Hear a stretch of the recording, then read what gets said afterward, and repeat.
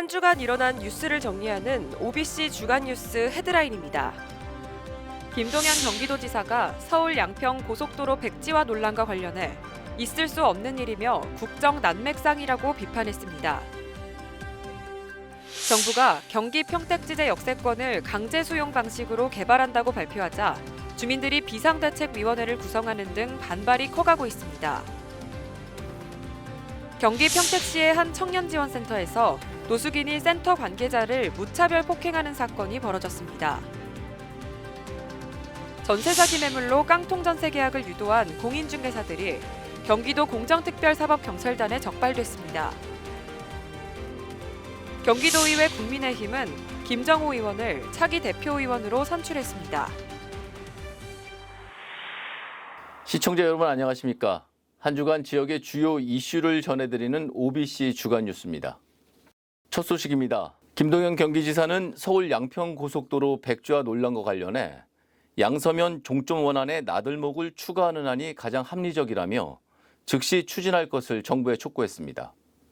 김 지사는 입장문을 통해 양평군에서 제안한 원안에 나들목을 추가하는 안이 당초 사업 목적에 부합하는 최적의 안이라고 밝혔습니다. 김 지사는 1조 7천억 원 규모의 고속도로 사업이 장관의 말 한마디에 뒤집히는 것은 국정 난맥상이라고밖에 볼 수 없고 명백한 직권 남용이라고 지적했습니다. 정부가 경기 평택 지제역세권을 강제 수용 방식으로 개발하겠다고 발표하자 주민들이 비상대책위원회를 구성하는 등 강력하게 반발하고 나섰습니다. 일부 주민들은 비대위 구성 절차에 대해 문제를 제기하는 등 민민 갈등으로 비화될 조짐을 보이고 있습니다. 손세준 기자의 보도입니다. 평택 고덕면 주민센터에 수백여 명의 주민들이 모여 있습니다. 비상대책위원회가 출범한 건데 국토부가 지제역세권 개발 계획을 발표한 지 23일 만입니다. 정부의 일방적인 강제 수용 방식의 개발에 대한 반발입니다. LH 토지 수용 방식은 주민 의견을 무시하고 일방적으로 매우 불합리하게 수용하고 있습니다. 공식 출범한 비대위는 임원진 구성에 이어 자문을 맡을 법무법인까지 선정하고 본격 대응 체제에 나섰습니다. 지역 정치권의 대응도 발빠릅니다. 최호 국민의힘 평택시갑 당협위원장은 원희룡 국토교통부 장관을 만나 주민 의견을 최대한 반영해달라고 긴급 촉구했습니다. 그동안 우리 주한미군 이전과 고적 신도시 개발 등 여러 가지 국제 사업들이 진행되는 과정에서 평택 시민들의 토지가 일방적으로 다양하게 수용된 아픔을 겪었던 건데 다양한 의견이 반영될 수 있도록 해야 된다고 이제 원희룡 장관한테 말씀을 드렸고 도비에서도 TF팀을 만들어서 대화할 수 있는 창구를 만들어 가겠다. 이런 가운데 일부 주민들은 비대위 구성의 정당성이 결여됐다는 지적과 함께 관주도형 비대위라는 주장까지 제기해 민민 갈등 양상도 보입니다. 비대위에 각 행정구역의 통장 등이 포함됐고 위원장엔 전직 경찰 출신 행정사가 추대됐다는 점 때문입니다. 이번 일은 평택 정장선 시장이 책임을 져야 될 겁니다. 이 관주도로 해서 통장들이 이번에 그 모임을 갖는다는 것은 민민 갈등을 야기하는 일이기 때문에 앞으로 토지주들의 저항이 엄청날 겁니다. 평택시가 강제 수용을 수락한 것도 모자라 민민 갈등을 조장하고 있다는 겁니다. 지제역세권은 환지 방식의 민간 개발이 추진되어 오다 지난해 평택시가 공공개발을 선언하면서 개발 행위를 제한받아온 곳. 정부가 강제 수용 방식으로 공공주택 지구를 개발하기로 하면서 민관 갈등에다 자칫 민민 갈등으로 번질 수 있어 가시밭길을 예고하고 있습니다. OBC 더원방송 손세준입니다.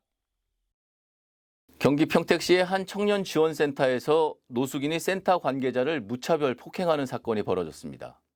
CCTV에 찍힌 영상을 보면 경악하지 않을 수가 없는데 피해자는 전치 3주의 상해를 입었고 노숙인은 경찰에 붙잡혀 구속됐습니다. 방수빈 기자의 단독 보도입니다. 한 노숙인이 소파에 누운 상태에서 발길질을 합니다. 신발을 신고 천천히 일어나더니 갑자기 샌드백을 때리듯 오른손 왼손을 번갈아가며 사정없이 폭력을 휘두릅니다. 머리채를 잡아 끌고 피하는 다른 직원의 머리채까지 잡아 흔듭니다.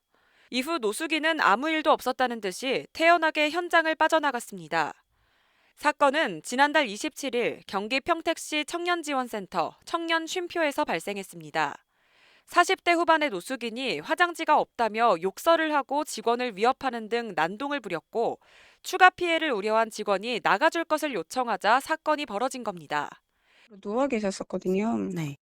그리고 계속 심하게 큰 소리로 욕설도 하시고 계시는 상황이어서 하셨다고 이제 얘기를 들어서 이제 제가 이제 경고 메시지 얘기를 이제 전해드리려고 하는 도중에 그렇게 된 거거든요. 1분여 동안의 공포의 시간. 직원은 전치 3주의 피해를 입었고 노숙인은 다음 날 경찰에 붙잡혀 구속됐습니다.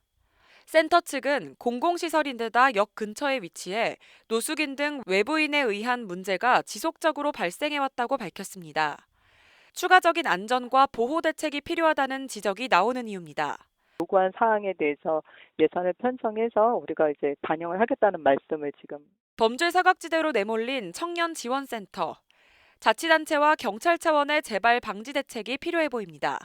OBC 더원방송 방수빈입니다. 전세 사기 매물로 깡통 전세 계약을 유도한 공인중개사들이 경기도 공정특별사법경찰단에 적발됐습니다. 이들이 불법 중개한 임대차 계약은 125건, 보증보험 피해액은 무려 190억 원에 달합니다. 구대석 기자의 보도입니다. 이번 사건은 경기도 공정특별사법경찰단이 지난 3월부터 전세 사기에 가담한 공인중개사 등의 불법 중개 행위를 집중 수사하면서 드러났습니다. 적발된 부동산 중개업자 7명은 부천시 신축 빌라 등을 활용해 불법 중개 행위를 조직적으로 공모했습니다. 분양업자들로부터 전세와 매매를 동시에 의뢰받고 전세자금 반환 보증 제도를 미끼로 임차인들에게 계약을 종용했습니다. 이 같은 수법으로 부천 신축 빌라를 포함해 모두 125건에 대해 임대차 계약을 체결하고 21억 원의 리베이트를 받아 챙겼습니다. 보증보험 피해액만 무려 190억 원에 달합니다. 보증보험 가입 시 전세 금액과 상관없이 전액을 보증해주는 제도를 악용한 수법입니다.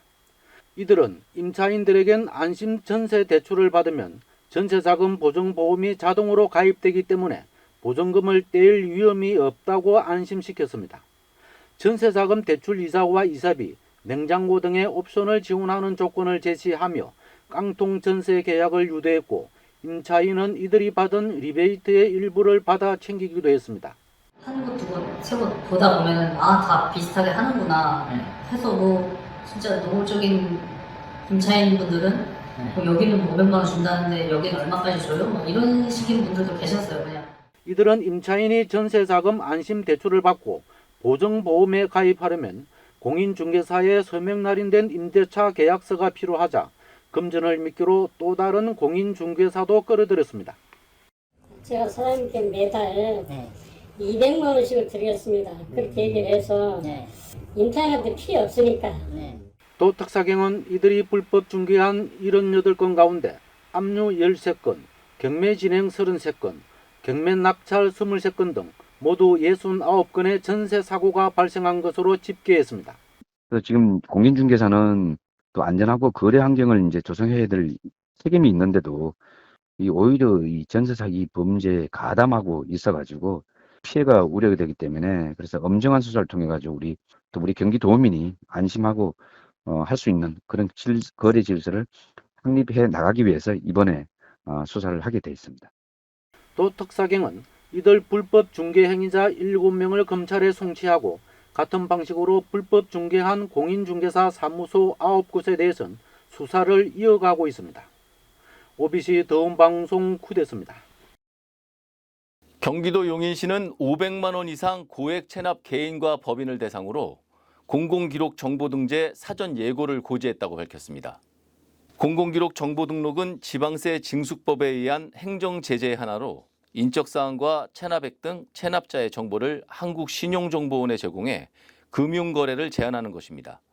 신용정보원에 공공기록 정보가 등록되면 7년간 모든 금융기관으로부터 대출이나 당좌거래가 중단되는 등 불이익을 받을 수 있습니다.